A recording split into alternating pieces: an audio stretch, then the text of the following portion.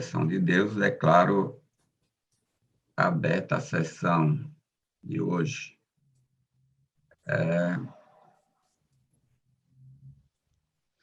Cumprimento inicialmente o desembargador Glauber, que permanece conosco em substituição do desembargador Vigílio, e ao doutor Fernando Vasconcelos, que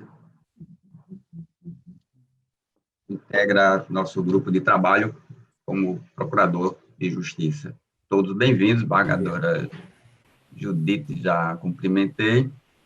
Vamos iniciar a nossa sessão de julgamento com os processos que há sustentação oral, começando pelos da sessão remanescente da sessão anterior. Nós temos, os primeiros seriam os do sindicato, mas o desembargador Amaury ainda não chegou na sessão, então vamos começar pelo 181. O 181 é o agravo de instrumento 080 53 13 42, Apivida e Fábio Ricardo Guimarães Gondim, de relatoria da desembargadora Judite. Algum advogado para sustentar neste processo? Eu, doutor Paulo Anselmo, patrono Paulo Anselmo, representando Fábio Gondim. Doutor Paulo Fábio... o advogado Fábio Gondim. A de Fábio Rodrigues. Fábio Gondim. É a Apivida versus Fábio Gondim, o agravo do instrumento. Tá. Então, Vossa Excelência fala pelo Fábio. Fábio Gondim. Diante da conexão que houve no processo, eu estou representando aí o agravado, seria no caso, que houve a conexão no processo dos agravos, tá. Então eu estou figurando como representando o senhor Fábio Gondim. Por favor, Vossa Excelência tem até 15 minutos. Pode iniciar. Primeiramente, gostaria de saudar todos na pessoa de Vossa Excelência, tá certo? E trata-se de uma obrigação de fazer, que eu vou fazer uma cronologia para a gente chegar ao nosso objetivo. O senhor Fábio Gondim contratou, junto ao Apivida, um plano de saúde e foi fazer uma cirurgia bariátrica.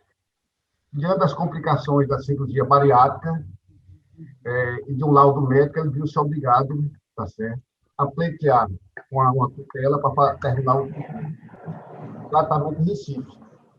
E foi deferido essa liminar em 29 de 2 de 2012, através do ID que consta aí o 9531-436.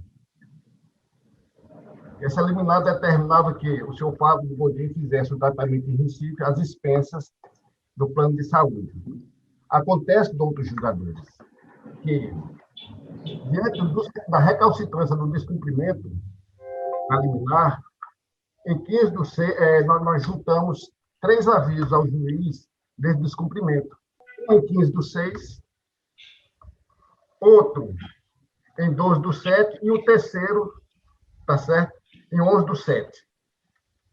Porque esse tratamento, ele, como a vida dele estava em risco, ele teve que buscar verbas financeiras de terceiro, dinheiro emprestado para custear, e o Apivida não pagava isso aí. E se isso não bastasse, foi juntado também uma reclamação junto à ANS desse descumprimento, que consta aí também, tá certo?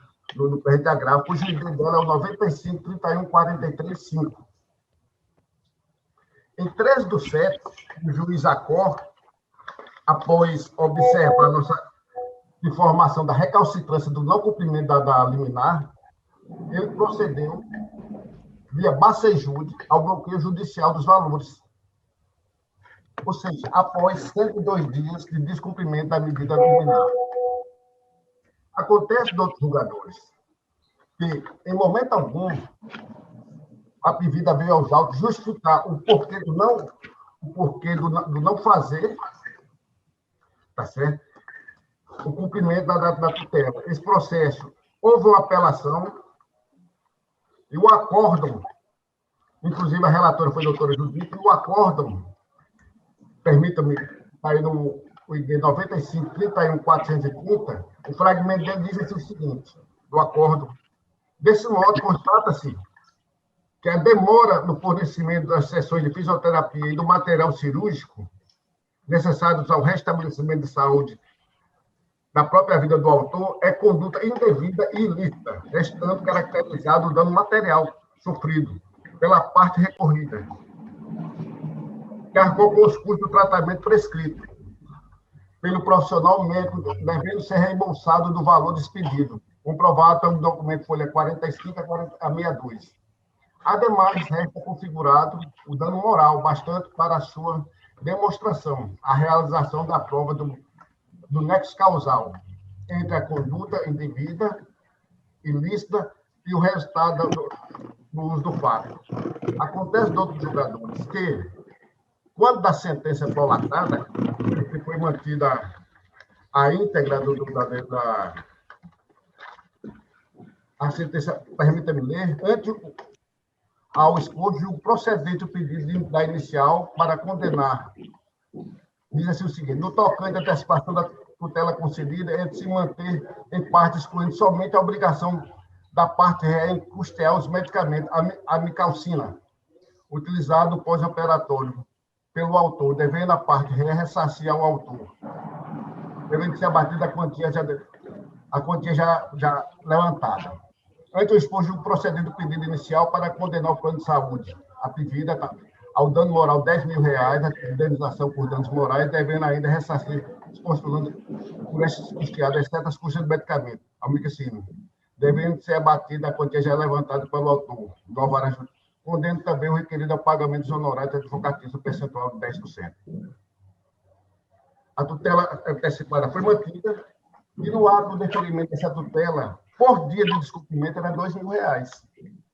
Uma vida não tem preço.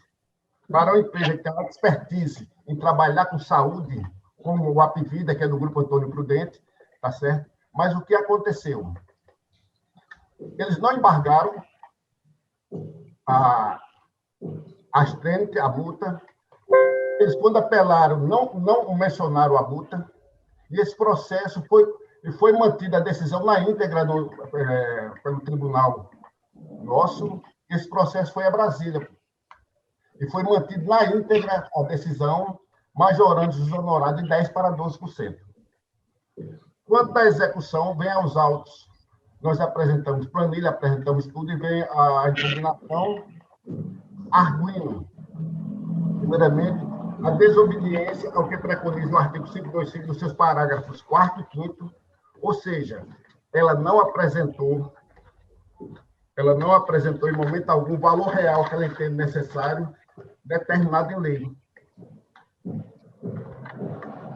Ocasião em que nós requeremos, está certo, é que se observasse o que preconiza o parágrafo 5º do artigo 525, o afastamento de pronto da impugnação, visto que ela só tratava exclusivamente do excesso de valor.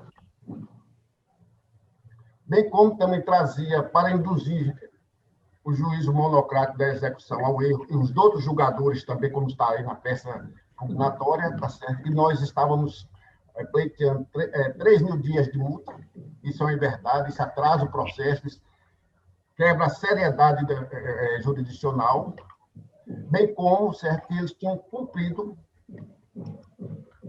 a liminar.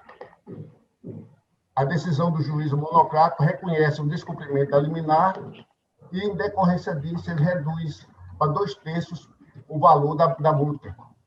E o que nos leva a esta corte é pleitear a manutenção na íntegra da multa, porque hoje o STJ ele valoriza não só o valor, porque aí eu não estou tratando de um bem material, estou tratando de um bem imaterial que não tem preço, que é a coisa mais importante que o mundo existe, é a vida.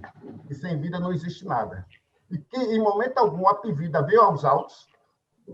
Nós, quando propusemos essa ação, não fomos buscar multa, fomos buscar o restabelecimento dele. Quem deu causa à multa e quem deu causa ao aumento da multa foi a descida do plano de saúde, em não cumprir.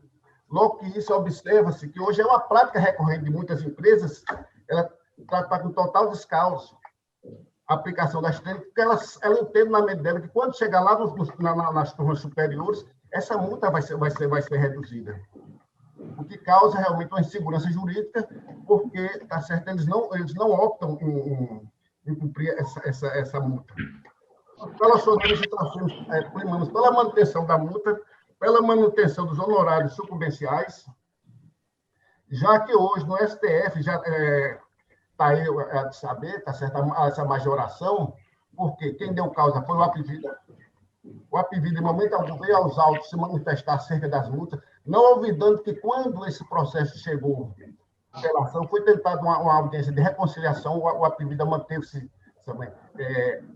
afastado do processo, não quis negociar e causou esse dissabor todo ao nosso paciente. Então, deixando claro, nós estamos tratando de vida, não é que o valor da causa foi, mas é uma vida. E que quem deu descumprimento, pela sua expertise, foi o próprio plano de saúde, e não adimplir a determinação judicial, ela só foi cumprida conforme o despacho jurídico, depois dele observar que nós tínhamos entrado no processo várias vezes e informado ao doutor julgador, através de vários IDs, tá certo? Que o Apivida mantinha-se inerte ao cumprimento da decisão judicial, causando ao nosso paciente grande dificuldade, porque ele teve que tomar dinheiro emprestado. Então, hoje nós suplicamos a manutenção da multa na sua totalidade, tá certo? Em decorrência, repito, se tratar de vida, não de objeto, e que o valor da multa com a vida, R$2.000, é ínfimo. Que essa multa só foi adimplida porque o juiz Acor entrou no processo e observou que já tinha vários comunicados de descumprimento, várias petições, conforme aí está mostrado aí nos IDs aí, tá certo? Inclusive com a reclamação junto à ANS, do total descumprimento, do total descaso do plano de saúde, que também está nos autos. Assim, ele bloqueou as verbas do plano de saúde. Então, nós primamos pela manutenção da execução na sua íntegra, tá certo? Bem como, tá certo, a manutenção da multa na sua totalidade, por total dissídia do plano de saúde. E, de outro lado, deixamos claro que nós não estamos no processo buscando a multa, estamos buscando um consectário diante da desobediência dela, que causou todo esse transtorno, colocou a vida do nosso paciente. Então, nós procuramos pela manutenção da multa, pela manutenção dos honorários sucumbenciais, tá certo? Conforme a decisão monocrática inicial. Obrigado, doutor. O voto da relatora é pelo provimento do recurso para reduzir o valor da estreante para R$70.000, como naturalmente os juros de mora e correção. E os demais julgadores votam concordando com ela, a decisão fica à unanimidade, recurso provido. O próximo processo é o 182. Excelência, questão de ordem. Os honorários estão mantidos? Estão mantidos. Não, ela só mudou o valor da multa. Isso aí é permitido ainda eu entrar com agravo, né? Isso aí, com um agravo interno, não é? Da decisão colegiada, não, doutor. O agravo interno é de decisão monocrática. Vou entrar com recurso. Agradeço, excelência. Ok, bom dia. 182 é a apelação 081, 55, 58, 81. Terezinha Alves Ferreira e Unimed Natal. Relatoria desembargadora Judite. Algum advogado para sentar neste processo?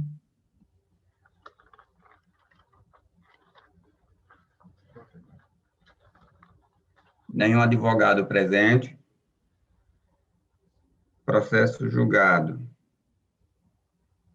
O próximo é o 281. Aliás, 201. Desculpa.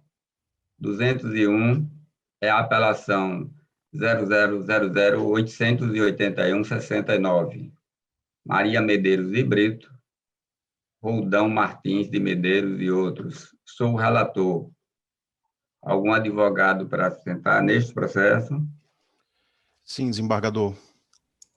Pelos apelados, na verdade. Roldão Martins e outros. Pelos apelados. Meu voto é pelo desprovimento do apelo. De acordo? Ok, excelência. E a decisão é a unanimidade. Recurso desprovido. Ok, obrigado, excelência. Bom dia a todos. Bom dia, agradecemos a compreensão. Tenha um bom dia, doutor. Obrigado, bom dia. Processo do 202, apelação 000739130. Francisco Galdino de Andrade Neto e Gláucia Fausta, Carlos Maia e outros. Sou relator. Algum advogado para sustentar? Sim, Excelência, estou presente. Sim, Gustavo, falando pelas apeladas. Pelas apeladas, Gláucia, Isso. Fausto, Carlos Maia e outros. Meu voto é Isso. pelo desprovimento do apelo, doutor Gustavo. De acordo? Sim, Excelência, satisfeito. Agradecemos a compreensão, recurso desprovido à unanimidade. Obrigado, tenham um bom dia. Bom dia, Excelência. Processo 203, apelação 081, 18, 83, 47. Paulo Farias de Arruda e Diego Uchoa Souza Carvalho. Sou o relator. Algum advogado para sustentar neste processo?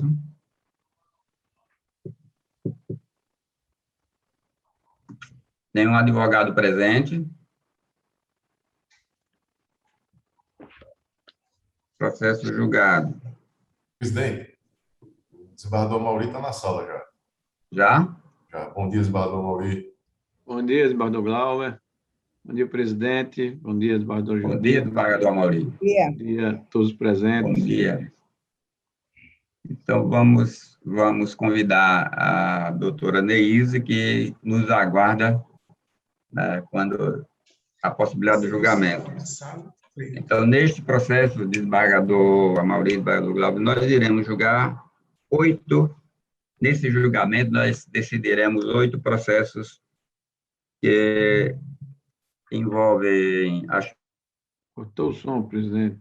Desculpa, acho que eu tive aqui uma queda de sinal da internet, cortou o vídeo e tudo mais. Então, nós temos 8 processos do sindicato e município de Natal. Doutor André Castro se encontra na sala para fazer a sustentação. Bom dia, presidente. Me encontro sim. Bom dia a todos os desembargadores do Coro Ampliado. Eu me encontro à disposição. Tá, então vamos pedir à doutora Neise, se ela, eu não a vejo aqui, mas se ela estiver... Estou presente, Excelência. Estou presente. Ótimo. Então, pronto. Nós temos são 8 processos, sindicato e município de Natal, discutindo a fase de cumprimento da sentença e há divergências de votos nos processos em que eu sou relator e nos processos da relatoria de desembargadora Judite. Daí a necessidade de ampliarmos o quórum para esse julgamento. E aí nós temos os 5 julgadores agora presentes e vamos começar, então, com a sustentação do doutor André. Por favor, doutor André. Pode começar. Muito obrigado, presidente. Pessoa que saúde, todos os presentes, desembargadores do Coro Ampliado, todo representante do Ministério Público, advogados presentes na sala, serventuários e todos que nos assistem. Como já bem conhecido de Vossas Excelências, o processo trata de apelação movida pelo município de Natal contra a homologação de sentença de liquidação obtida pelo Sinsenat perante a Quinta Vara da Fazenda Pública da comarca de Natal. E é preciso contextualizar que nós estamos em sede de uma ação que busca repor perdas dos funcionários públicos atendentes a um plano que se iniciou em 1998. É uma ação que, desde então, tramita e os funcionários eles se encontram no afã de ver seu direito realizado, e isso ainda não ocorreu. E quando eles interpuseram a ação de cumprimento, o município impugnou apenas por 3 motivos. Ainda quando foi dada entrada da ação de cumprimento, se foi dada entrada na modalidade provisória. E esse foi o primeiro ponto da impugnação do município, que haveria a inexigibilidade desse título, porque a execução era provisória. O segundo ponto era a iliquidez, porque o sindicato, ao executar, não teria acostado ao seu pedido de liquidação as fichas funcionais desses funcionários, e que o ônus da prova era do sindicato e, portanto, a obrigação estaria ilíquida. E, por fim, uma discussão sobre o descabimento de honorários advocatícios nesse tipo de procedimento. Diante dessa restrita impugnação, a Quinta Vara da Fazenda Pública homologou os cálculos apresentados pelo sindicato. E depois disso seguiu-se outras insurgências do município, tal qual um embargo de declaração que foi aditado por uma petição, e depois da manutenção da sentença de homologação, aí sim o recurso de apelação que estamos a julgar. É preciso que se demonstre a disparidade de argumentos entre a impugnação e a apelação. Eu já relatei para Vossas Excelências a matéria de impugnação. E o que é que diz a apelação em suma, em resumo?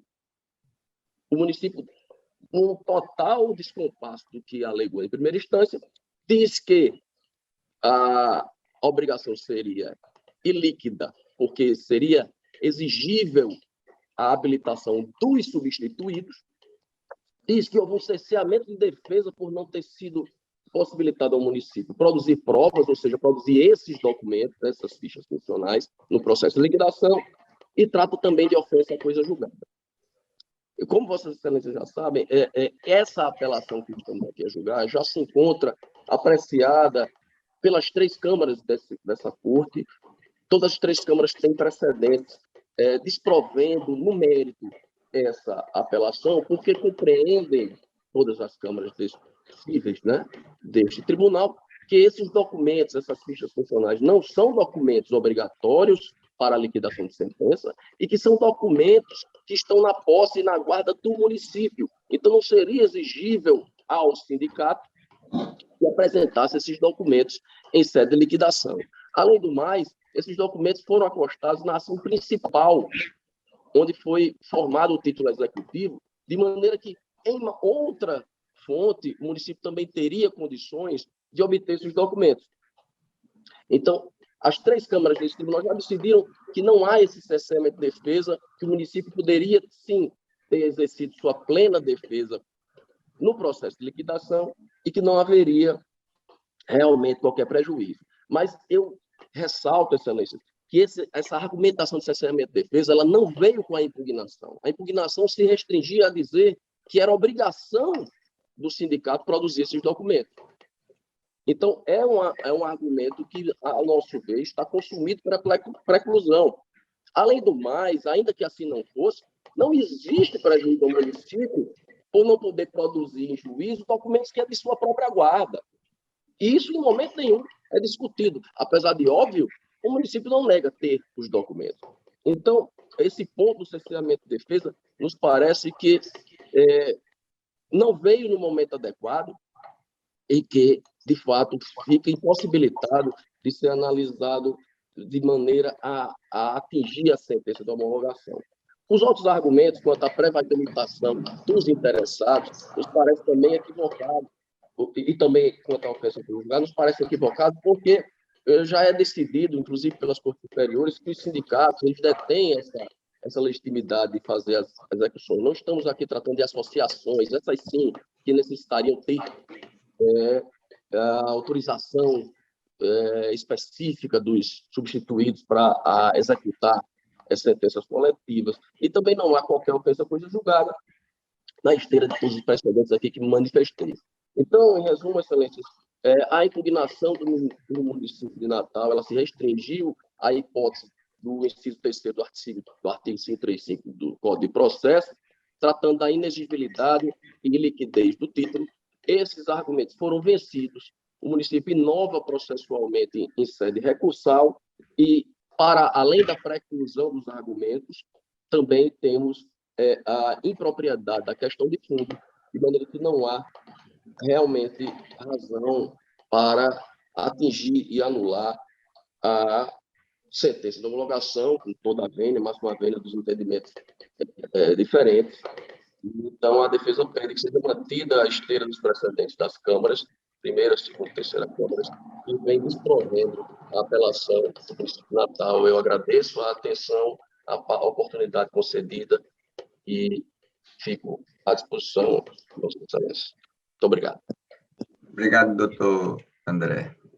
Então, nós já temos os votos dos relatores e eu vou precisar, então, da manifestação de votos dos demais julgadores neste julgamento com quórum ampliado. Então, começamos aí, o desembargador Glauber substitui o desembargador Vigílio. Penso que seria o primeiro a manifestar o voto. Desembargador Glauber, eu peço porque o sistema não vai registrar o voto de todos. Infelizmente, é uma falha do PJE, que no quórum ampliado ele não permite os demais julgadores fazer o voto eletrônico. Tem que ser o voto declarado para registrar, redação de ata registrar. Então, há uma divergência interessante aqui. Começamos com a divergência interna,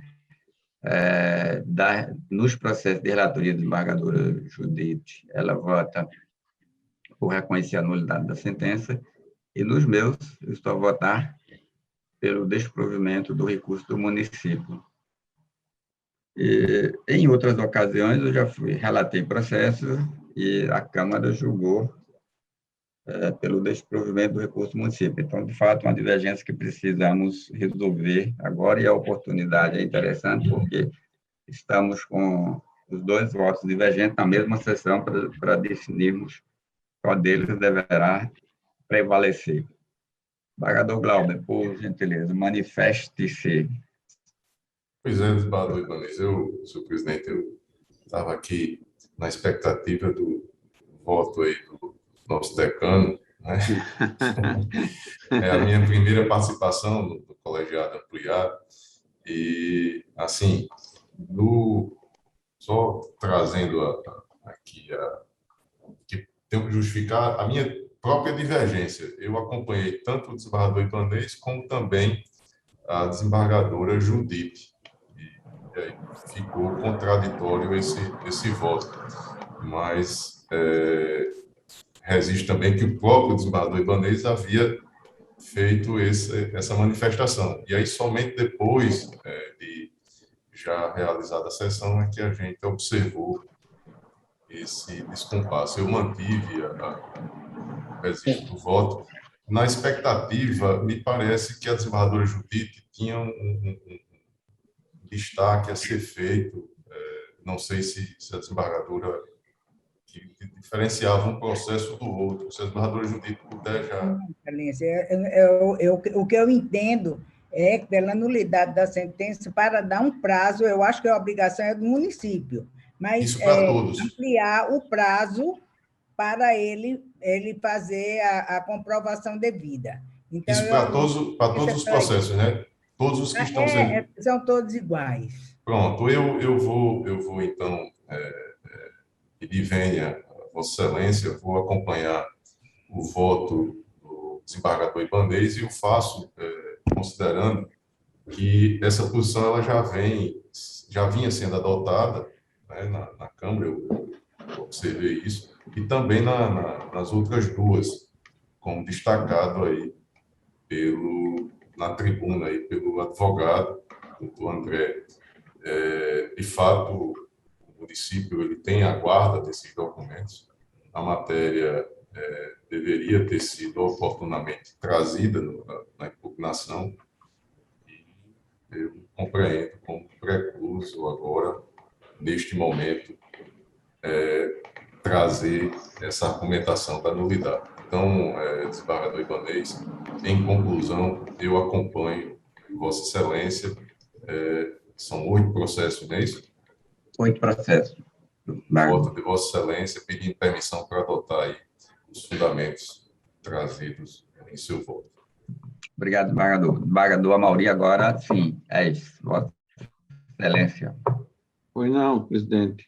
Primeiro, quero registrar a minha sorte, desembargador Glauber, viu? Depois de votar depois de Vossa Excelência. Eu fico muito confortável. Mas, veja, o desembargador, o relator, ele está, no caso,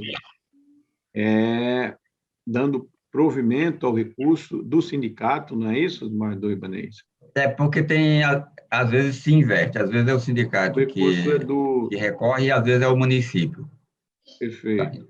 Pela No ordem. caso, nesse caso, Vossa Excelência está dando provimento ao recurso do sindicato para anular a sentença, né? Exatamente. Não. Não, quem anula sou eu. A desembargadora Judite é que vota pela nulidade da sentença. No 179 e 180, relatoria da desembargadora Judite, ela vota por anular a sentença. Esclarecimento de E fato, Excelência. Porque o Tá dando 173, então há uma confusão aqui, Excelência. 179. Sim, no 179. Esse é da 179 relatoria. de Eu desembargadora estava vendo Judite. aqui o 173. Não. 179. 173 sim. não está entre esses que nós estamos julgando. Perfeito. Só um, Aqui eu voto da desembargadora Judite, né? só um esclarecimento de fato, Excelências. Todos esses processos são recursos do município de Natal contra o sindicato, e não o inverso. Isso. Só isso. Não, porque ele viu outro processo que também é o sindicato e o município, mas não é essa matéria. Perfeito. Desculpe, então, a intervenção. Não é isso, André. Certo. Nesse caso aqui, o que nós estamos julgando não é sobre a preliminar, não conhecimento do recurso, porque eu acho que, na minha... Essa é a desembargadora Judite, né? Apelante. Desembargadora Judite, sim. Município de Natal, né? Apelado ao sindicato, não é isso? Isso. Essa preliminar não houve divergência. Ela vota por rejeitar, desembargador Maurício, não tivemos divergência nessa preliminar. E a divergência... A divergência é só no mérito. Pretensão recursal de decretação de nulidade da sentença alegada ausência de prévia habilitação e liquidação pelos interessados individuais, não é isso? Sim. O expediente de provimento do recurso do município. E, Vossa Excelência, a divergência é exatamente essa, né? Perfeito. Embora as preliminares também são discutidas no quórum ampliado, mesmo sem ter divergência, mas não... Só esclareci que não houve divergência quanto a ela. Ok. No caso, como bem referiu o desembargador Glauber, essa matéria realmente já foi objeto de decisão, de enfrentamento nas câmaras, em particular na terceira Câmara, e nosso entendimento lá é exatamente no sentido do entendimento de Vossa Excelência. Então, peço venha para acompanhar, no caso, o voto de Vossa Excelência também, assim, do desembargador Glauber. Tá. Obrigado, desembargador. Doutora Neide, por favor. Presidente, eu também já tomei conhecimento dos processos e estou acompanhando o voto de Vossa Excelência.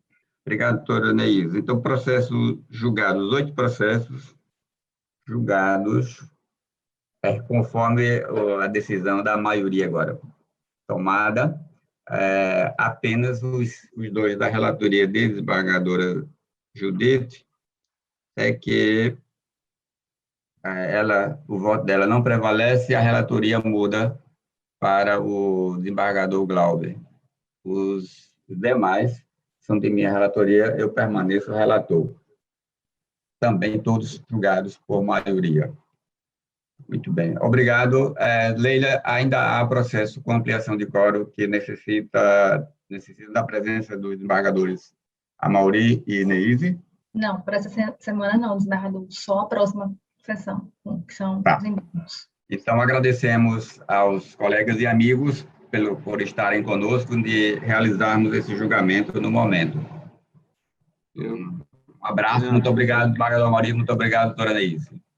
Eu agradeço, né? Sempre uma honra participar dessa egrégia Câmara Julgadora. Um minuto só. Eu acho que nós precisaríamos do desembargador Amaury ainda em um processo que tem pedido de sustentação oral nele, se o advogado for sustentar, tem uma suspensão do desembargador Glauber, que é o número 19. Desembargador Amaury? Presente. Podemos fazer este agora, então? Vamos lá. Bom dia e bom trabalho a todos. Obrigado, Neide. Bom dia. Bom dia. Relatoria desembargadora Judite, né? É esse? Impedimento. Na verdade, Leila. Impedimento, isso. Tá bom. Então, o chamado. O 19 é a apelação 010-1355-03. Ministério Público, Leonardo Nunes Rego.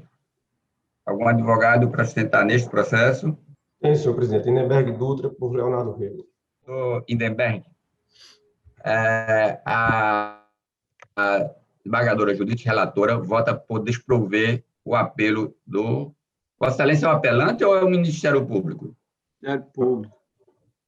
Nós apelamos também, senhor presidente. Tá. Então, Vossa Excelência fará a sustentação, porque também tem apelo de Vossa Excelência. Ok. Tem a palavra o doutor Lindenberg, por gentileza. Pois não, senhor presidente. Eu cumprimento Vossa Excelência, por igual a eminente desembargadora Judite Nunes, o eminente desembargador Amaury Moura Sobrinho, de igual modo, não menos eminente procurador de Justiça, doutor Fernando Vasconcelos, colegas advogados, servidores desta casa, na pessoa da doutora Leila. A questão aqui, ela é conhecida da Corte, né, ação de improbidade. Nós sabemos que a lei traz um tratamento extremamente vigoroso, de modo que eu me reportaria aos fatos que advogamos trazem distinção a esse caso para afastar o tratamento dado pela sentença. Em 2005, Leonardo Rego assumia a prefeitura de Paulo Ferros em substituição a um opositor político e em um ambiente de caos administrativo. E o caos administrativo, ele está, como poucas vezes é possível perceber, suficientemente demonstrado porque ele teve a capacidade, o zelo de, na oportunidade, realizar uma auditoria, e o fez pela Universidade Federal do Rio Grande do Norte, de uma maneira particular pela FUNPEC, que trouxe um número expressivo de informações, dentre os quais, talvez os mais importantes para essa ação, são os seguintes. Primeiro, o gestor anterior sinalizava uma receita de 25 milhões, quando somente 11 milhões foi possível ser arrecadado, e a FUNPEC identificou onde estava o desacerto nisso. É que havia, de forma criativa, a expectativa de uma receita a partir de créditos limitados pelo Poder Legislativo, que isso se revelou fantasioso. Tinha de restos a pagar R$ 1.210.607,29 para um caixa de R$ 453.000. Portanto, os restos a pagar inscritos davam aí uma ordem de quase 3 vezes maior o que estava em caixa. E por que que isso é relevante? Porque a discussão repousa sobre contratações que foram feitas de forma direta pelo Ministério, pelo município, quando o Ministério Público diz que somente por concurso aquelas pessoas poderiam ter vinculação com Paulo Ferros. Portanto, nós não estamos aqui a discutir a questão da legalidade, até reconhecemos que essa não é a forma mais adequada de vinculação. Mas essa questão financeira associada ao fato de que era preciso uma continuidade administrativa, numa circunstância em que não houve transição de caos administrativo por completo, dava ao gestor apenas uma entre duas opções: ou não ter os serviços públicos primários, ou ou dotá-los de uma forma que fosse possível. O município não tinha como viver o mundo ideal, portanto, viveu o mundo possível. Isso é importante e relevante, porque em 2018 nós tivemos uma mudança absolutamente adequada na legislação, através da Lei 3.655, que trouxe a seguinte redação no artigo 22, abro aspas, na interpretação de normas sobre gestão pública, serão considerados os obstáculos e as dificuldades reais do gestor e as exigências das políticas públicas a seu cargo. Portanto, qual eram as exigências? Era a de um serviço público que tivesse continuidade. Qual eram as dificuldades? um município absolutamente com nenhuma condição de dotar esse serviço público não fosse da forma eleita. Daí porque o artigo 22 da Lei de Introdução às Normas do Direito Brasileiro trouxe em boa hora essa determinação e essa orientação para que o julgador considere esses aspectos que estão, insisto, demonstrados por uma auditoria que não é infirmada e não poderia ser, porque é realizada pela Universidade Federal do Rio Grande do Norte. Não bastasse isso, o que é que o Ministério Público, na época, propôs? Propôs a realização de concurso, que, se fosse levada a efeito naquele momento, iria violar o artigo 16, inciso 2, parágrafo 1º da Lei de Responsabilidade Fiscal, porque não havia orçamento para isso. Nós juntamos todas as leis orçamentárias, elas estão no processo e demonstram claramente que não havia, nem que o gestor quisesse, orçamento para levar a efeito o concurso público, que foi feito em 2008 pela gestão de Leonardo Rego, tão logo o cenário administrativo associado ao cenário orçamentário permitiram. Então, o que nós trazemos à consideração de Vossas Excelências são essas circunstâncias absolutamente factuais que encerram o caos administrativo naquela circunstância de tempo e lugar, associado também ao fato de que era o primeiro mandato de Leonardo Rego, portanto, a primeira convivência dele com a administração pública, na época com cerca de 28 anos de idade, portanto, muito jovem, e sabemos todos que a jurisprudência, ao interpretar a lei, traz todos esses aspectos como relevantes. Se a administração pública era saudável, não era, se o gestor estava numa primeira experiência, estava, e se havia ambiente legal e orçamentário para aquelas medidas que, embora encerrassem um aspecto legal e constitucional, pudessem efetivamente ser levadas a efeito. Então, o que nós pontualmente ressaltamos aqui, e ficando à disposição para maiores esclarecimentos, é a situação comprovada em que se encontrava o município e a absoluta incapacidade do gestor, por que não dizer impossibilidade, de dar tratamento diverso, né?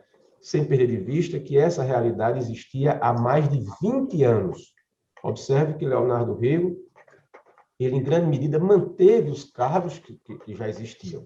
É bem verdade que outros foram necessários, né? Outros servidores precisaram ser contratados, mas há um volume expressivo de servidores que apenas foram mantidos, ou seja, foi uma situação que buscou a preservação do serviço público e que não havia ambiente orçamentário, sabemos que o orçamento decorre de lei, portanto, não havia ambiente legal para se fazer o concurso público naquela circunstância de tempo e lugar, que foi feita, insisto, ainda na gestão de Leonardo Rego, para espancar de uma vez por todas qualquer ilação sobre dolo no sentido de violar uma norma a qual estava ele como gestor público vinculado. Então, por essas considerações, e ficando à disposição para outros esclarecimentos, é que nós pedimos que seja afastada a improbidade administrativa, que somente fica caracterizada quando há um ilícito qualificado. Não é a mera violação à lei que atrai a condenação do gestor público por improbidade administrativa. E o que nós defendemos aqui é que não há, por essas circunstâncias, os requisitos que autorizem a sua condenação. Daí porque nós pedimos que haja a reforma da sentença para afastar qualquer caracterização de improbidade administrativa em virtude dessas circunstâncias aqui ressaltadas. Eu agradeço a habitual atenção de Vossas Excelências. Obrigado, doutor Lindenberg. Nós temos o voto da relatora pelo desprovimento do recurso. Essa matéria da improbidade administrativa por contratação de servidor sem concurso. Esse é o ato, a conduta do gestor. E, em alguns casos, eu tenho defendido que a simples conduta ilegal não seria suficiente para caracterizar a improbidade administrativa. No entanto, a jurisprudência dominante, até mesmo da segunda Câmara, é de que a contratação sem concurso público, contratação de servidor sem concurso público, caracteriza improbidade administrativa. E aí, nessas hipóteses, eu sigo a jurisprudência da Câmara, mas ressalto que tenho, digamos, pelo menos alguns argumentos por não reconhecer a improbidade nestas hipóteses, que eu faço o comparativo. Se for a simples ilegalidade do ato, quando o judiciário quando o tribunal concede um mandado de Sem som, Valdo Ibanez. Houve uma interrupção de som, acho que esse, né, desembargador Amaury? Isso. Tá. Então, eu não sei até que ponto minha fala foi ouvida, meu voto foi ouvido. Mas eu estava a dizer que a jurisprudência de nossas câmaras é de que, nas contratações sem concurso, os gestores respondem por improbidade administrativa. Inicialmente, eu tinha dificuldade de reconhecer a configurada improbidade administrativa, porque, noutra hipótese em que o tribunal ou mesmo o juiz concede segurança para reconhecer a ilegalidade de um ato de autoridade, estaria, né, somente pelo princípio da legalidade, essa conduta estaria a configurar também improbidade administrativa. Mas não há registro de nenhum caso de autoridade que teve um mandado de segurança concedido contra ato seu e respondeu por improbidade administrativa.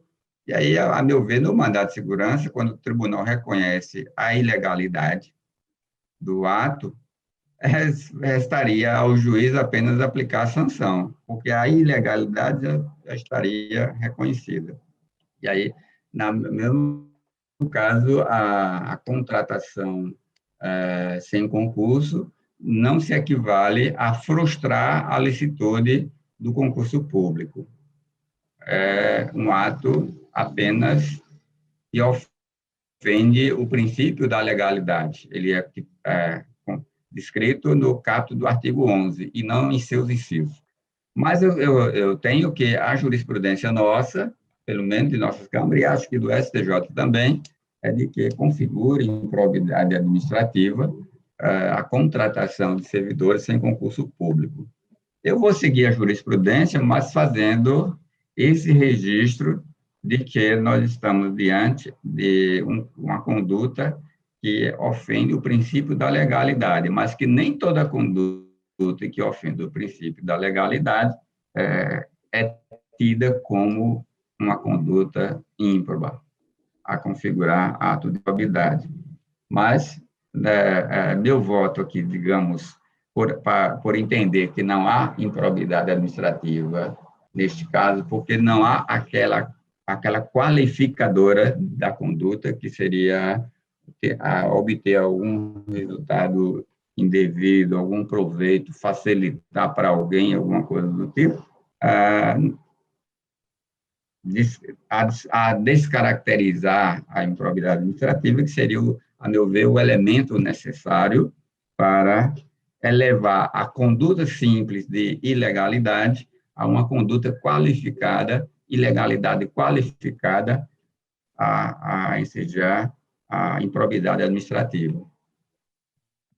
Mas vou votar concordando com a relatora, porque esta é a jurisprudência da segunda Câmara, pelo menos, e penso que das demais. Então, o desembargador Amaury pode fazer referência se na terceira Câmara também há essa jurisprudência já dominante. Desembargador Amaury, tem a palavra. Oi, não, desembargador Ibanez. Realmente, essa matéria, em que pese ser sempre recorrente nas nossas câmaras, eu penso que cada caso deve ser visto de maneira isolada a partir das circunstâncias e, naturalmente, as principalmente com estas circunstâncias fáticas que se contém e que envolve toda a matéria que compõe os autos. Vossa Excelência realmente adentrou numa seara que eu também, com a qual eu também tenho me preocupado, e que algumas vezes cheguei também a decidir assim, no que diz respeito exatamente à questão de nem sempre a ilegalidade que descamba para a caracterização de uma improbidade administrativa passível daquelas reprimendas postas na lei de regência. É preciso, sim, eu sei que a jurisprudência do próprio STJ, que vacila às vezes, tem se orientado no sentido de que basta o dolo genérico, enfim, não há... Mas há casos que, por exemplo, não há um enriquecimento ilícito, não há beneficiamento direto ou indireto, nem do gestor, nem de quem é contratado.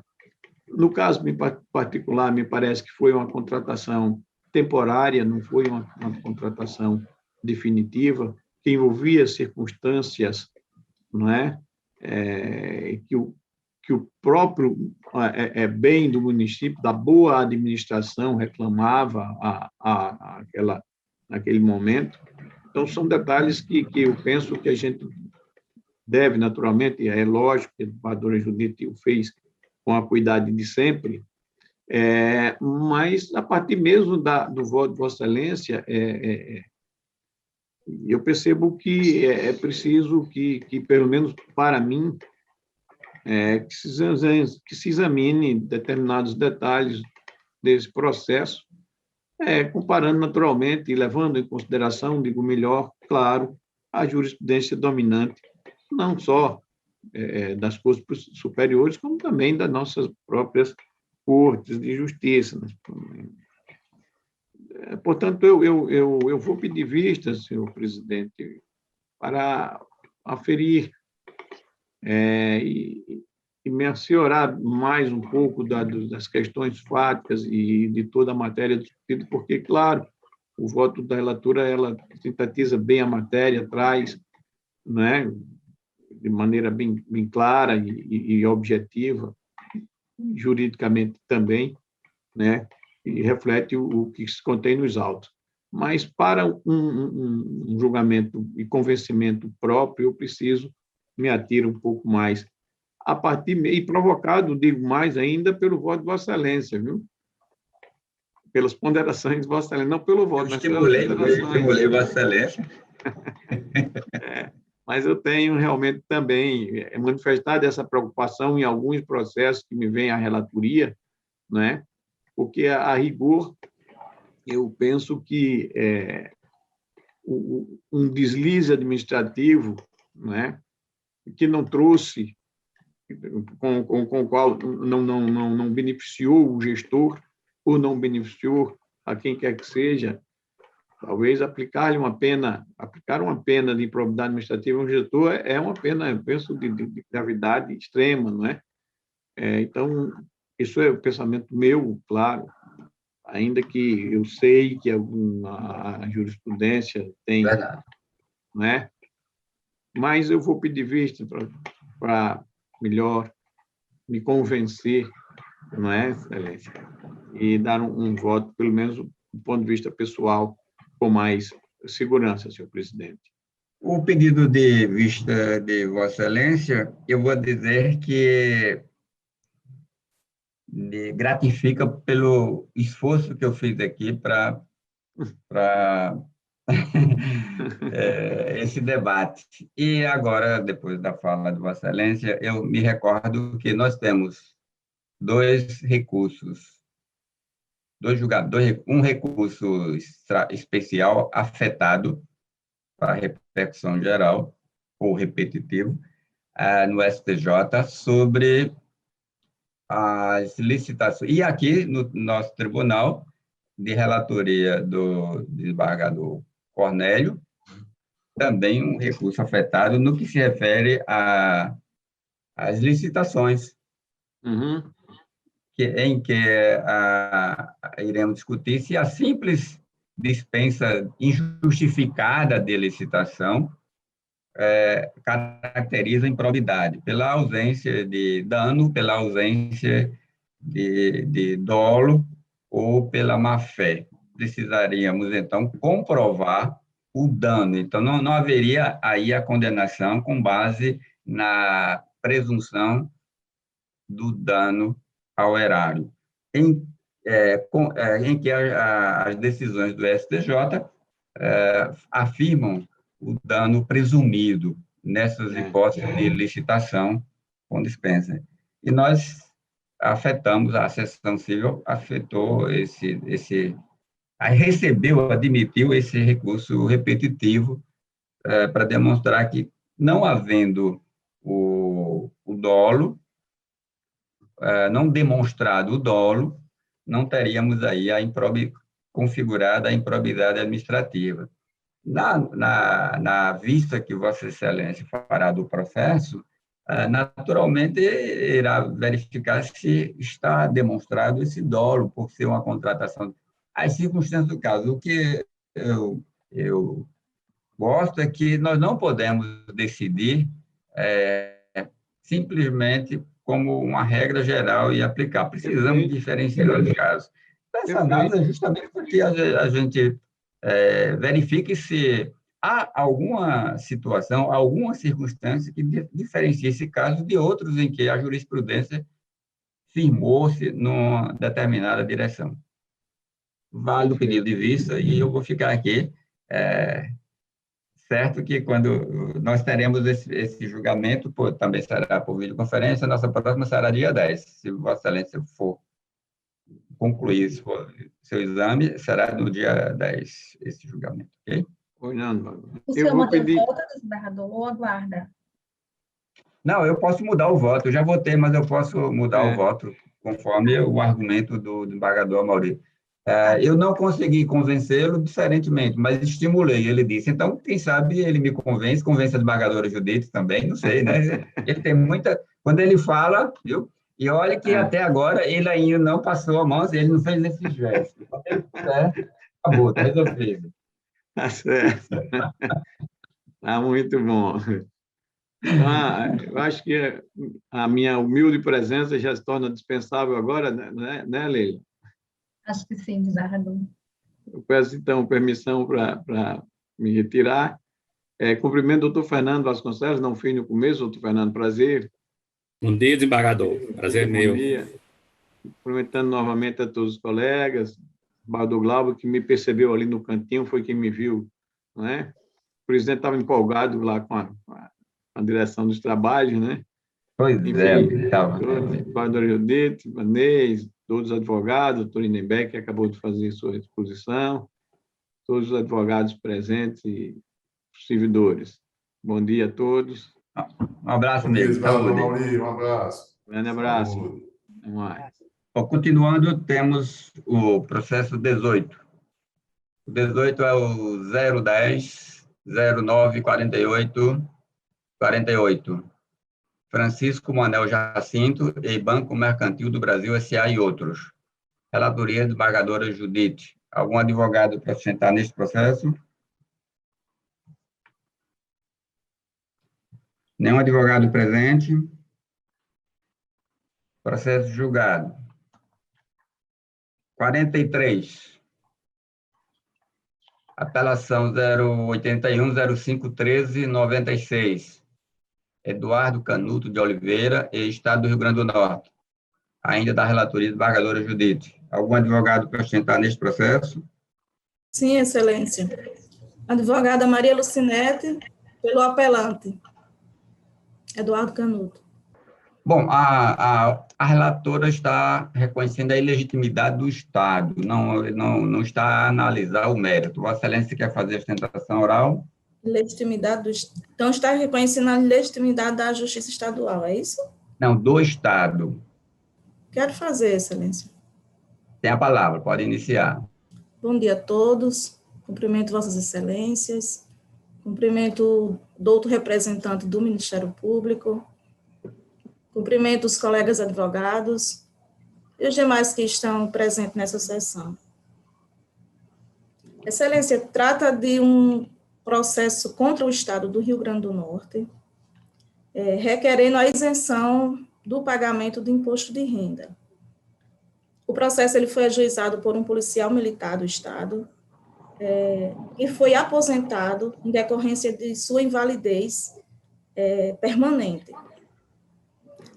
O laudo da Polícia Militar, a Junta Médica da Polícia Militar, Excelências, reconheceu a incapacidade definitiva do apelante e reconheceu que a doença que o tornou incapaz, ela tem relação de causa e efeito com o serviço militar.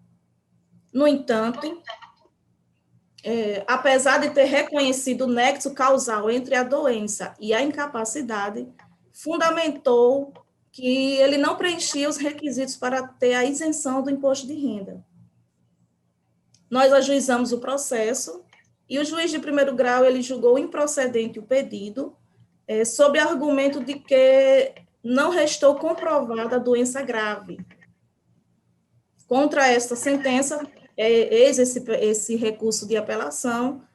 No presente recurso, nós formulamos uma preliminar de nulidade da sentença, em razão de que a juíza, após a apresentação da contestação, a juíza ela julgou antecipadamente a lide e não intimou a parte autora para apresentar sua réplica, nem formular pedido de produção de provas. Na inicial, nós já havíamos feito esse pedido de produção de prova pericial. Entretanto, a juíza, ela, ferindo o artigo 350 do CPC, ela julgou antecipadamente a lide. Essa é uma preliminar que o apelante ele formula em seu recurso de apelação. Quer superar essa preliminar, Excelência, no mérito, é uma questão bastante, a meu ver, simples de compreensão, porque o artigo 6 da Lei 7.713, inciso 4, ele deixa bem claro, abre aspas para ler só o inciso 4, que diz assim, o caput diz assim, ficam isentos do imposto de renda os seguintes rendimentos recebidos por pessoa física. O inciso 14 diz o seguinte, os proventos de aposentadoria ou reforma motivada por acidente em serviço e os percebidos pelos portadores de moléstia profissional. Então, conforme eu já explanei aqui, o recorrente ele é portador de doença profissional, reconhecido pelo próprio laudo da Polícia Militar, que diz que a doença que o tornou incapaz, ela é em decorrência do serviço, foi durante o serviço ativo que ele adquiriu essa doença que ele tornou incapaz. A lei consta expressamente a previsão para a isenção ao portador de doença profissional. Nós temos também a jurisprudência do STJ, que vai nesse sentido também, abro aspas para citar uma jurisprudência juntada no recurso de apelação, que está no RESP 16.01098 do Rio Grande do Sul, onde o caso guarda semelhança com o do apelante, que é um policial militar, e o STJ, através da relatora ministra Diva Marlerbe, ela reconhece que o policial militar reformado por doença adquirida durante o serviço, ele possui isenção ao imposto de renda, Excelência. Vale destacar que a sentença ela julgou improcedente, alegando que o apelante não era portador de doença grave. Conforme foi destacado no recurso, esse não é o pedido dos autos, porque a doença do autor, ela resta clara e evidente demonstrada nos autos, reconhecida por um laudo oficial. Então, a doença em si não é o objeto do laudo, do processo, Excelência. Então, esse é o pedido que o apelante faz a esta Corte de Justiça, que seja acolhida uma das preliminares arguida, ou, se superada esta, seja analisado o mérito, reconhecendo o direito à isenção do imposto de renda, e já adentrando um pouquinho na questão que a relatora levantou a questão da ilegitimidade, Excelências, Se trata de um policial militar estadual do Rio Grande do Norte. O pedido que se impugna nos presentes autos foi feito pela Polícia Militar do Estado do Rio Grande do Norte. Então, defende, sim, a legitimidade do Estado para estar no polo passivo da presente demanda. Como requer o apelante, eu agradeço a atenção de Vossas Excelências. Bom, o voto da relatora reconhece que, por ser o policial, por estar o policial na reserva remunerada, ele foi transferido para a reserva remunerada, os proventos dele são pagos pelo Instituto de Previdência do Estado. E esse benefício de isenção de imposto de renda, se ele tiver direito, deve ser concedido pelo IPERN e não pelo Estado. Então, ela reconhece que o Estado o policial militar não possui mais vínculo com o Estado para ser demandado nesta ação que pretende reconhecer a isenção do imposto de renda. A autarquia estadual, a autarquia previdenciária estadual, é que seria a parte legítima passivamente para responder a essa ação. Então, ela reconhece a ilegitimidade do Estado e vota por extinção do processo sem resolução de mérito.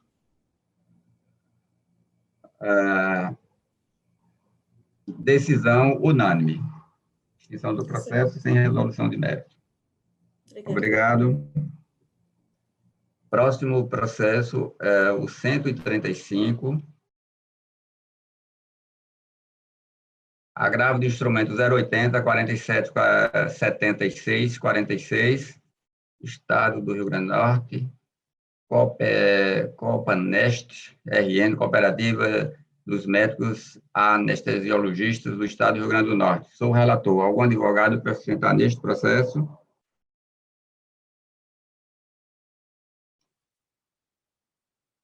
Nenhum advogado, processo julgado.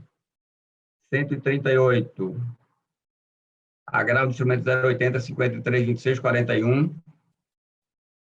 Felipe Pantileme de Campos e Carilene Rochin Costa. Sou o relator. Algum advogado para apresentar neste processo? Sim, doutor. Vossa Excelência fala por quem, doutora Janari? Assim eu falo pelo... Isso, é Janari que pronuncia. Eu falo pelo senhor Felipe Pante, o agravante. Eu estou votando pelo provimento parcial do recurso, confirmando a medida liminar. Satisfaz a Vossa Excelência? Excelência, eu gostaria de fazer uma sustentação oral nos termos que eu até coloquei o memorial ontem à noite, porque esses termos de um salário mínimo hoje correspondem a 100% do que ele recebe. Então, infelizmente, apesar de reduzir o valor da decisão do original, ainda assim fica muito... Então, pode iniciar a sua sustentação. Certo, muito obrigada. Bom dia a todos presentes. Bom dia. Eu gostaria de contextualizar um pouco, antes de entrar nos termos da decisão, a respeito da situação prévia desse processo. Trata-se de uma ação de alimentos, movida pela senhora Carilene Rochnick, contra o senhor Felipe Pante, a respeito da filha do casal. Eles conviviam em um relacionamento amoroso e, quando tiveram a filha, ambos moravam no exterior. A senhora Carilene morava no exterior com recursos próprios, por ser servidora pública federal, e o senhor Felipe Pante vivia no exterior recebendo uma bolsa de doutorado do governo italiano. Então, essa bolsa era recebida em euros. Durante esse período, o senhor Felipe Pante contribuía espontaneamente para as despesas da filha enquanto moravam juntos. A partir do momento que o relacionamento se encerrou, ele passou a contribuir com uma quantia de 800 euros. Essa quantia era, inclusive, mais da metade do que o senhor Felipe recebia. Então, demonstra que sempre houve uma vontade, um desejo de participar ativamente das despesas da filha, né? Além da convivência harmoniosa entre pai e filha. Ocorre que, após o fim da bolsa de doutorado, ele já não iria receber mais essa quantia, porém tinha uma promessa de emprego aqui no Brasil como professor titular de uma universidade particular. Apesar da sua mudança de vida, reconhecendo que sua filha e sua ex-namorada continuariam no exterior, o senhor Felipe fez a promessa de que iria continuar contribuindo com uma quantia próxima a esses 800 euros para que elas pudessem manter o mesmo padrão de vida. Nesse caso, ele já iria fazer um esforço ainda superior, porque ele já não receberia em euros e já não receberia a mesma quantidade. Ocorre que, após um tempo, além da situação dele mudar, a própria situação da filha também mudou, porque a mãe e a filha não moram mais na Europa, elas voltaram para o Brasil. Diante dessa situação, a situação fática inteira foi alterada, tanto a possibilidade do pai quanto a necessidade da filha. Em julho do ano passado, o senhor Felipe Pante foi demitido. Ele informou a genitora da filha de que não poderia mais contribuir com essa quantidade, o que não foi aceito. Pois uma pessoa desempregada não tem como ofertar 800 euros, ainda mais diante da situação toda que o Brasil está hoje com a inflação das moedas. Nesse período, buscando ainda assim contribuir com o interesse da sua filha, ele passou a contribuir com o valor do plano de saúde, que era uma quantia que ele conseguiria arrecadar e suprir essa despesa. Ocorre que agora, em janeiro, o senhor Felipe Pante foi novamente contratado, mas dessa vez para um serviço de universidade particular na qualidade de professor substituto online. Os contratos, os comprovantes de renda e todos os extratos bancários comprovam isso, toda essa documentação já está no processo. O seu contrato estabelece que ele vai receber R$1.000 por mês, aproximadamente R$1.000 por mês.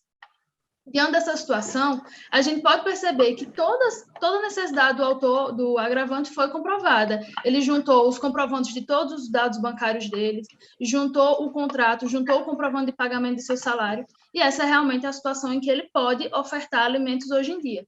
Por isso que a gente requer que seja determinado em cima da porcentagem dos rendimentos totais dele. Até porque, dessa forma, quando ele tiver condições melhores, a sua oferta de alimentos também será melhor. Eu queria só utilizar um momento para falar a respeito de algumas alegações que foram colocadas pela parte autora, pela parte autora no processo originário, hora agravada, que vão influenciar um pouco a decisão a respeito da necessidade. Por exemplo, a planilha de alimentos que é apresentada, ela não vem com nenhum comprovante de despesa. E todas as vezes que ela foi apresentada no processo, tanto originário, quanto no agravo, quanto nas contrarrazões, essa planilha veio com alguma alteração. Por exemplo, a primeira planilha disse que o valor do plano de saúde era R$360. Foi o genitor que, pesquisando junto com a empresa, descobriu que, na verdade, o valor do plano de saúde corresponde a R$222. Nas contrarrazões, isso foi confirmado com o documento do plano de saúde, de que esse realmente é o valor de alimentos. O aluguel, a autora comprova que paga R$1.600 de aluguel, mas coloca para comprovar isso um anúncio de internet. Isso ocorre porque, de fato, eles não pagam aluguel. Então, não existe uma dívida que justifique isso, é uma dívida fictícia. É como se eu fizesse, por exemplo, a especulação de um imóvel e simplesmente colocasse que a especulação desse imóvel deve ser paga a título de alimentos, porque compreendendo que alimentos é realmente um título que não se diz apenas a questões alimentícias, mas a todas as despesas da criança, ainda assim precisam ser despesas reais e não fictícias. Nessa última planilha, vem, inclusive, uma despesa de São João, que é uma despesa ordinária, extraordinária e não ordinária. A única coincidência entre todas as planilhas é que elas sempre caminham para, quando é feita a conversão, elas dão 800 euros. Ou seja, a gente percebe que há um apelo, uma necessidade de se manter em uma situação que, infelizmente, não é mais a mesma e que todas as partes do processo envolvidas sabem que a situação não é a mesma. Nós não podemos ficar nos apegando a uma situação que ocorreu há 2 anos atrás, porque a vida de todos os envolvidos mudou, a vida do mundo inteiro mudou, na verdade, e a gente precisa se adequar à situação fática hoje. Então, há sim um interesse em prover alimentos, em participar ativamente da vida da filha, não só com isso, mas de outras formas que estão sendo discutidas no processo originário, mas nós precisamos fazer isso de um jeito que traga justiça para ambas as partes e que não coloque a segurança de ninguém em risco. Além disso, a parte agravante juntou alguns supostos processos judiciais para justificar que o autor estivesse atuando. O autor pediu a suspensão da sua AB em 2016, quando foi para a Itália. Em 2021, quando estava desempregado, pediu a reativação para tentar emprego em algum escritório de advocacia, o que não conseguiu. Todos os prints de processo, os prints dos processos anexados ao processo que está sendo julgado, eles estão com o número do processo omitido. Se a gente for pesquisar, eu também juntei, junto aos memoriais, uma lista de todos os processos. Eles são processos de 2011 a 2014. Então, são processos de 7 anos atrás, que não tem nenhuma relação com a realidade atual. E esses processos, o agravante atuava como correspondente, também tem a comprovação do seu diálogo com o escritório original dos processos. Ele cobrava R$70 por diligência.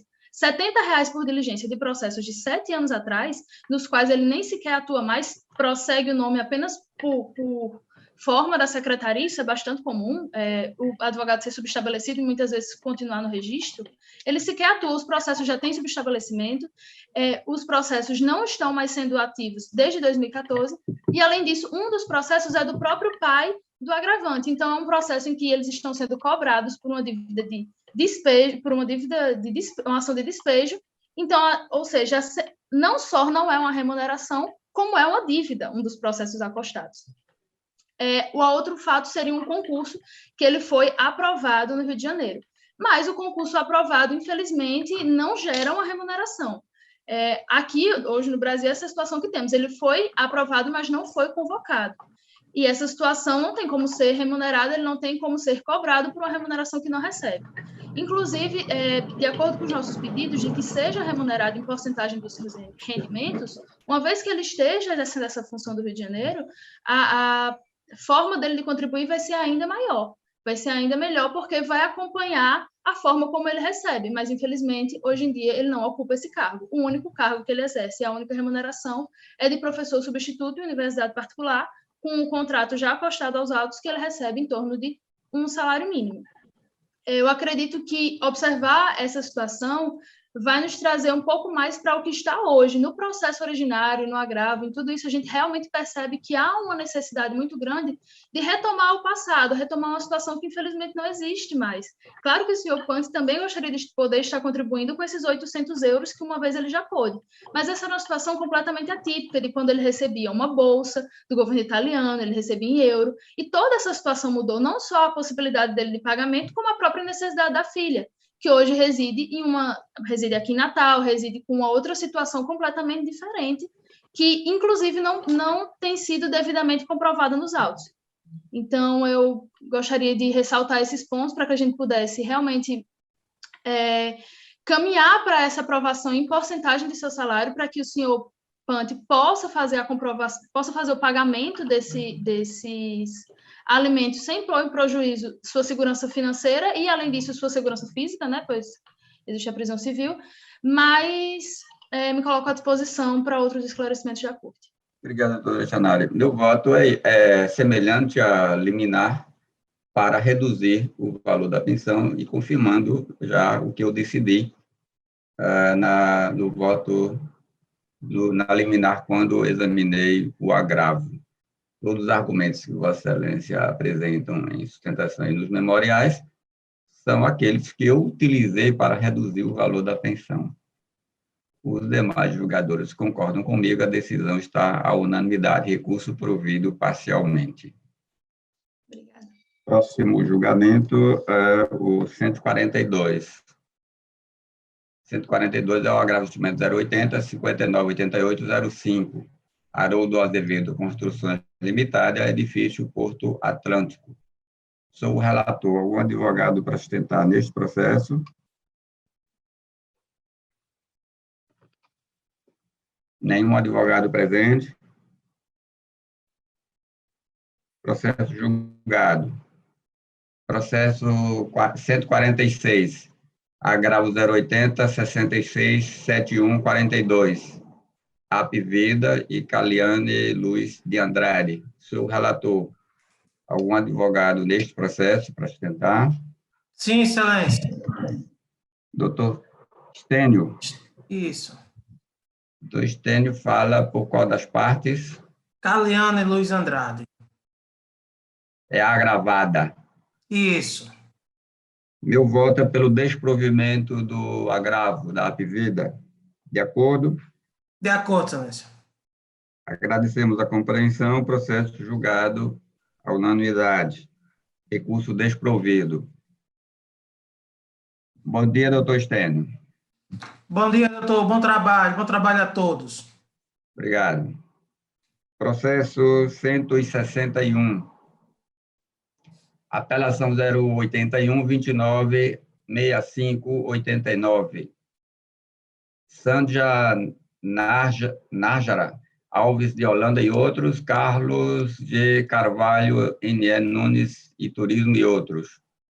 Algum advogado Sou relator. Algum advogado para sustentar neste processo? Sim, Excelência, presente. Eu estou pelas apelantes, Sandja Najara e Nádia Nayara. Vossa Excelência tem até 15 minutos para sustentar. Bom dia a todos, bom dia ao excelentíssimo senhor desembargador presente desta sessão, em nome de quem eu saúdo os demais. Bom dia a servidores, advogados, membros do Ministério Público. Na verdade, o objeto principal deste recurso diz respeito apenas à questão da indenização por dano moral. O polo ativo ele é composto por duas irmãs, sendo que uma, a maior de idade, planejou uma viagem em família e aí presenteou a irmã, que é a autora menor de idade, com um pacote turístico para essa viagem. Elas passaram meses, porque foi comprado em 10 parcelas, então elas passaram meses e meses se programando, e a menos de 6 horas do check-in previsto para ser feito em Fortaleza, né, porque Mossoró, nessa época, ainda não estava com voos atuantes, eles foram avisados pela agência de turismo de que não deveriam embarcar. Então, já todos com malas prontas, já com toda a perspectiva de que passariam 5 dias, já haviam organizado a questão da frequência escolar. Então, assim, seria a primeira viagem de avião da menor, né, e também da sua irmã. Então, isso causou uma grande frustração. E a questão aqui, o que realmente fez com que elas desejassem recorrer dessa decisão perante Vossas Excelências é a questão da compensação e da punição das empresas. Por quê? Veja, o juiz Acol, ele deferiu R$3.000 de dano moral. E isso aconteceu em 2019, elas começaram a pagar em 2018. Acontece que esse valor, longe de que exista um valor que possa compensar tudo que elas passaram e sofreram, mas esse valor é visivelmente mínimo. Então, assim, ele não vai ter o condão de causar algum efeito nas empresas recorridas, principalmente porque restou provado no processo também a forma como elas foram tratadas antes, durante o ocorrido e após, quando elas tentaram resolver, tentaram remarcar. Enfim, elas aguardaram que as empresas tivessem um mínimo de respeito e consideração para que elas pudessem reprogramar essa viagem, mesmo que tenha havido toda essa frustração, porque você passar 10 meses se organizando para uma primeira viagem em família e de avião, para quem não tem o costume, realmente é um evento importante na sua vida.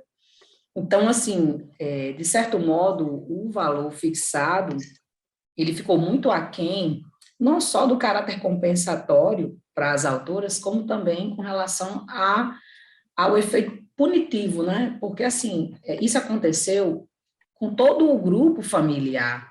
Esse tratamento ríspido e desrespeitoso e desidioso foi dado a todos eles. Então, assim, não houve uma preocupação das empresas em, vamos resolver aqui seu problema, vamos colocar você em outra operadora, em outra empresa de aviação, nós vamos reorganizar aqui sem custo. Não, pelo contrário, eles ficavam fugindo de resolver o problema, se recusaram a fazer a devolução, queriam cobrar uma multa porque não chegaram ao hotel, lógico que não chegariam ao hotel se eles não conseguiram sequer embarcar.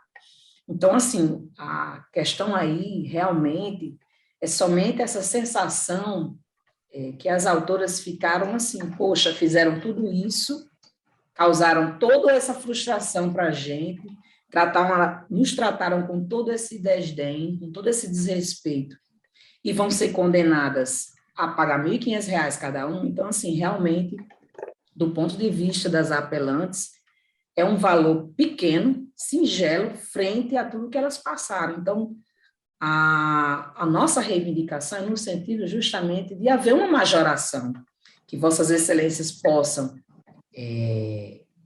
analisar as particularidades deste caso, né, os prints das conversas, a forma como elas foram tratadas, os áudios e tudo, mostrando que realmente é uma situação excepcional, não foi simplesmente atraso de voo, perda de voo. Foi uma absoluta falta de razoabilidade da parte das operadoras do pacote turístico, tanto da agência como da empresa contratada por seu intermédio. Então, nós vindicamos a Vossa Excelência justamente uma reanálise do caso com vistas à majoração. Eu sei que não tem valor que possa compensar, mas que, pelo menos, não seja um valor que seja tão insignificante para os agentes causadores, porque senão elas vão continuar repetindo, como fizeram em relação a outras 5 pessoas que estavam no mesmo grupo. E aí eu solicito venho de Vossas Excelências para requerer a majoração desse montante. Obrigado, doutora Fagner. Meu voto é pelo desprovimento do apelo. Desembargador, por favor, desembargador Ibanez, eu vou pedir vista. Perfeito, desembargadora Judite, eu registrei o meu voto aí. Havia inicialmente acompanhado o relator, mas eu observei direitinho aqui, estou registrando o meu voto com a divergência, divergindo, dando provimento ao recurso, e com relação ao valor, como tem o pedido de vista da desembargadora Judite, não sei se ela vai prover, Sua Excelência irá prover. No entanto, eu deixarei para fazer o registro oportunamente, depois de ouvir aí. Perfeito, desembargador Glauber. Processo com vista à desembargadora Judite. Processo 169, 084, 03, 89, 96. Flávio Januário da Silva e Itaú Financeira. Sou o relator. Algum advogado para sustentar neste processo? Nenhum advogado? Processo julgado.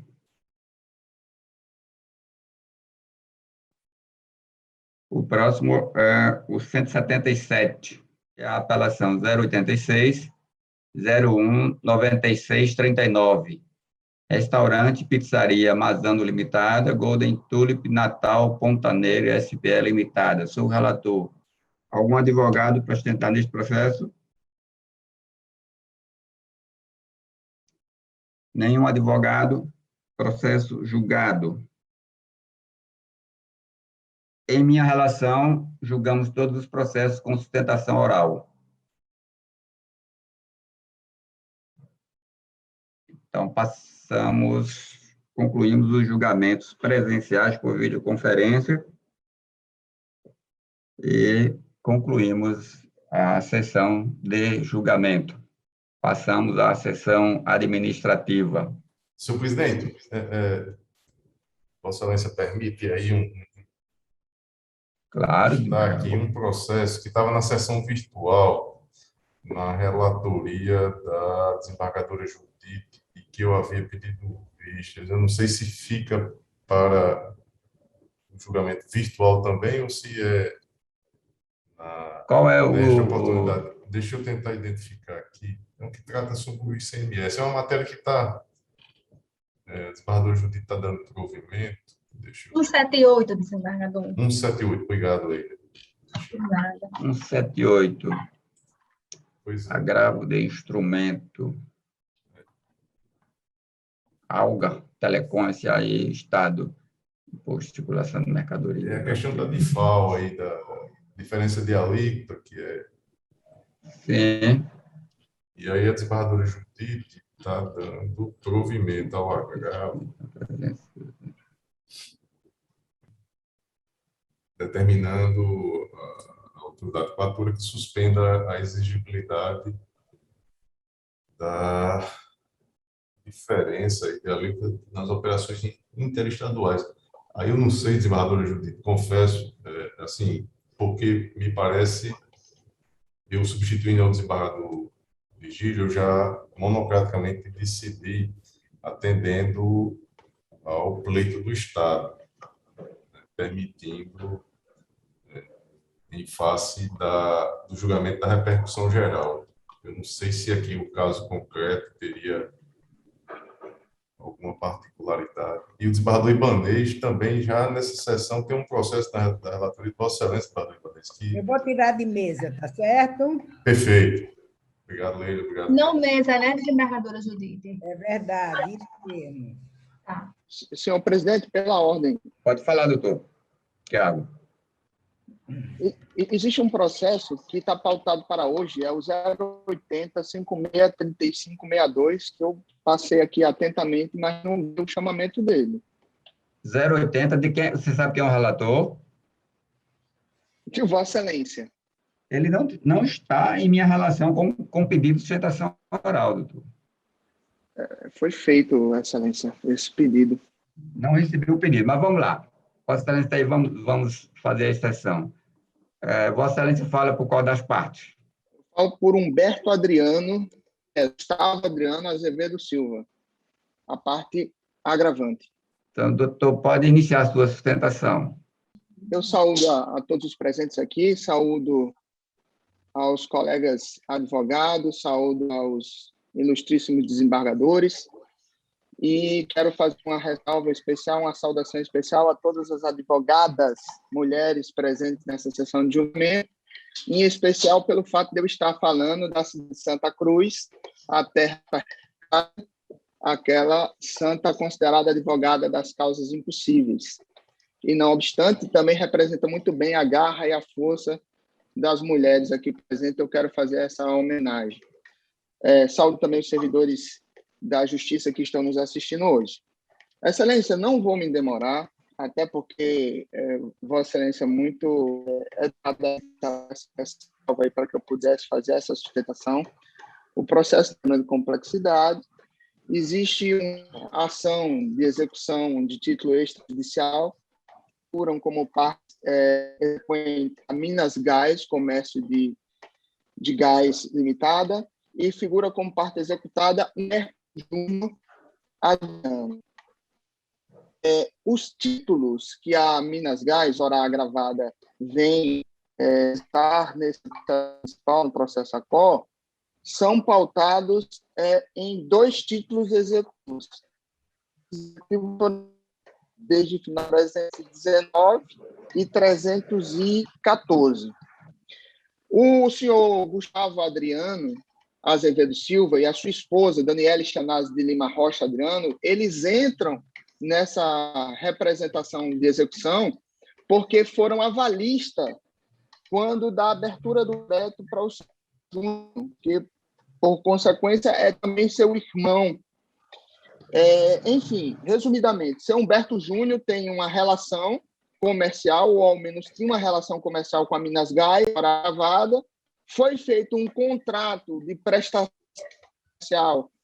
Seu Júnior figurava como um distribuidor de gás e usava a bandeira da Minas Gás. Esse contrato foi realizado em 2012, em março de 2012, onde, naquela oportunidade, o agravante Gustavo Adriano assinou, juntamente com sua esposa, um contrato na qualidade de fiador avalista daquela operação. É importante ressaltar, senhor presidente, que aquela operação ela estava limitada em 2012 a um crédito, conforme expressamente diz na primeira cláusula daquele contrato de 2012, um crédito de R$200 mil. Ou seja, o avalista, junto à esposa, naquela oportunidade, dizia que garantia o crédito de até R$200 mil para o contratador principal, o senhor Humberto Júnior. Passados-se 5 anos da operação, realizada uma nova... E nessa operação de crédito, que conforme exatamente títulos executivos judiciais ora executados pela Minas Gás, não existe a presença contratual do seu Gustavo Adriano, nem muito menos sua esposa. Ou seja, a parte principal, em duas outras Os senhores estão a me ouvir agora? Caiu aqui. Agora voltei novamente. Eu peço desculpa, eu vou tentar retomar aqui da onde eu parei. Excelência, mas sucintamente, foram feitas 2 operações de créditos posteriores em 2017 e 2019, que são as operações de crédito que, ora, estão sendo executadas no processo principal, e que o avalista que deu a concordância, a fiança em 2012, não participa dessas operações. E essas operações excedem muito aquele crédito em que o fiador se comprometia a salvaguardar junto à empresa Minas Gás, que era de 200 mil. Hoje, o fiador que não participa outras de crédito realizada entre a parte principal, Humberto Júnior, está sendo executado na ordem de 670 mil reais, mais de 3 vezes o valor em que ele, em 2012, se comprometeu a afiançar. Que estas outras operações realizadas, cujo os títulos executivos estão no processo principal, nos IDs já identificados, elas não foram assinadas pelos avalistas ora agravantes. Não existe a concordância deles, eles não participaram dessa operação. Então, o que nós temos é uma patologia de entendimento por parte da Minas Gás, onde um contrato assinado em 2012 e limitado a um determinado valor poderia se prosperar no tempo e garantir várias outras operações que se sucedam àquela inicial, o que, evidentemente, não se pode admitir. Um outro ponto, agora processualmente falando, que eles alegam em seus argumentos que isso exigiria dilação probatória, o que também, ao meu ver, não me parece muito sensato, uma vez que os contratos que originam a execução não possuem sequer a assinatura do avalista. Ou seja, não há necessidade de uma dilação probatória. Os títulos executivos não podem ser executados em desfavor dos agravantes, porque eles não são parte legítima. E não são parte legítimas porque não assinaram os contratos. De maneira muito singela, são esses os argumentos do primeiro ponto. O segundo ponto, Excelência, para finalizar, é que os valores bloqueados nas contas correntes dos agravantes, elas são inferiores a 40 salários mínimos. Foram bloqueados R$42 mil na conta do seu Gustavo Adriano e foi bloqueado R$2.600 na conta da dona Daniele, a sua esposa, o que configurariam aí, por certo, a impenhorabilidade de valores abaixo de 40 salários mínimos, conforme 830 do Código de Processo Civil. Das razões do agravo e agradeço desde já e mais a elegância em que esse advogado fizesse sua sustentação. Obrigado, doutor Tiago.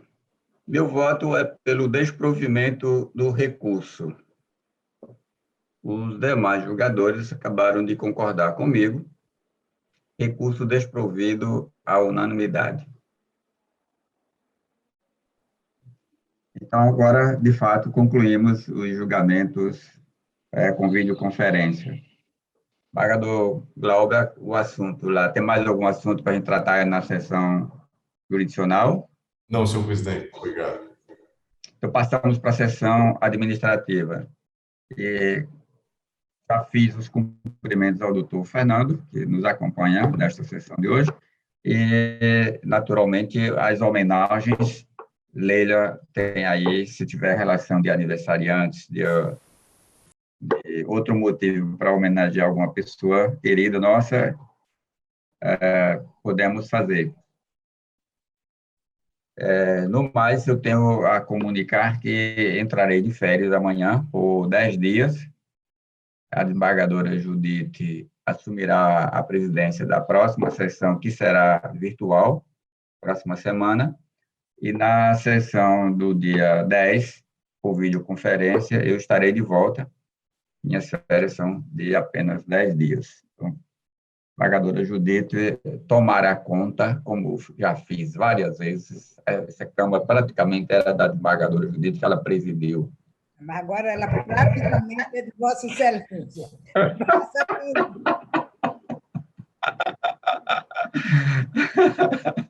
A Vossa Excelência irá presidir a sessão da próxima semana, que eu escolhi, assim, para não lhe dar muito trabalho, é a sessão virtual. Mas foi só por isso, para não lhe dar muito trabalho. Obrigada. Com Bom, muita são... honra, desembargador. Estou dizendo, vou assumir com muita honra. Eram essas as informações que eu tinha, a senhora tem a palavra. Nada a requerer nem a comunicar. Desembargador Glauber. Senhor presidente, somente agradecer a acolhida aí de Vossa Excelência, da desembargadora Judite, Leila, doutor Fernando participando hoje aí. Então, eu estive aqui nas 2 sessões anteriores, eu acredito. Então, essa é a segunda por videoconferência, Vossa Excelência participa. A segunda ou a terceira, eu acho que na segunda. A terceira, já a terceira. Então, assim, a próxima eu já devolvo aí ao desembargador Egídio, mas agradeço, uma experiência bastante positiva, né? E sempre à disposição. Muito obrigado. Agradecemos, desembargador Glauber, a colaboração e a participação conosco desse período de julgamento aí importante. Um prazer, né? Compreensão, a Vossa Excelência trazer os conhecimentos para compartilhar conosco nesses julgamentos. Muito bom, bacana mesmo essa integração. Aliás, há um movimento aí, desembargadora Judite, mas eu acho que a senhora talvez não chegue a decidir, que Glauber está fomentando aí a ideia de distribuir os feitos, não ter mais a Câmara Criminal. Ele quer acabar com a Câmara Criminal dele, para as câmaras cíveis julgarem os processos criminais também.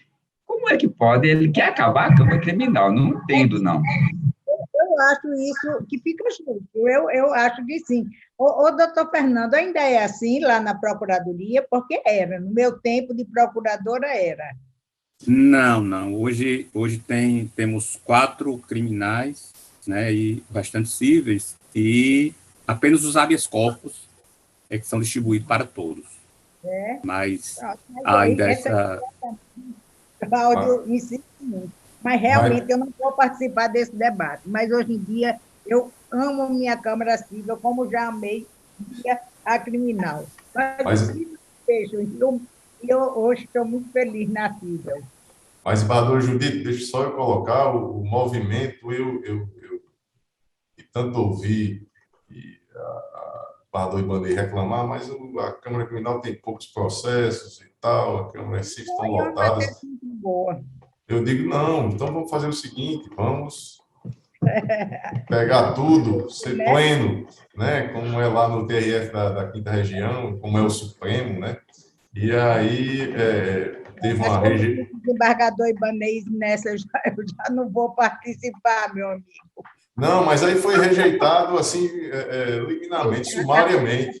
Já foi abortado desde... Foi abortado. Aí agora não sou mais eu quem estou defendendo, agora já é o desembargador amigo, é o desembargador Cláudio, então certamente vai criar força essa argumentação.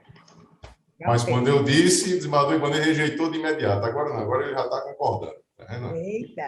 Ainda não concordei. São poucas as vezes que eu não concordo com Vossa Excelência, essa é uma delas. Presidente. Essa é uma delas. Mas nós estamos na sessão administrativa, então a gente pode falar assuntos administrativos. Presidente, eu gostaria só de um esclarecimento com relação à pauta de julgamento do recurso de interesse do meu cliente, Eric Teófilo. Estaria pautado para hoje de manhã, aí eu queria saber se vai ser colocado para a próxima sessão. Qual o relator? É a doutora Judite Nunes. Desembargadora Judite? Isso. Mas tinha sustentação oral? Se não tiver, foi julgado. Hein? Tinha pedido sustentação. Eu queria saber se foi julgado. Qual é o número? O número? É o 080-394569. Para 61. Não, é de desembargadora Zeneide. Não é Judite, é a relatora. Desembargadora Zeneide. Isso. E aí, Zeneide não está presente, não está em exercício hoje, por isso não julgado. irá para a sessão no dia 10, que ela estará de volta. Tá ok. Obrigado, Excelência. Certo, doutor? Abração, abraço, Barrador Judite. Até amanhã. Abraço, Fernando. Até amanhã. Bom dia a todos. Quero agradecer também mais uma vez a forma acolhedora com que eu sou recebido aqui nesta Câmara, né, e também o prazer, desembargador Glauber, encontrá-lo aqui, né, na segunda Câmara, e desejar, né, a todos uma ótima semana, né, com muita paz, e também um trabalho, uma semana produtiva, né? Está encerrada a sessão por hoje. Um abraço a todos.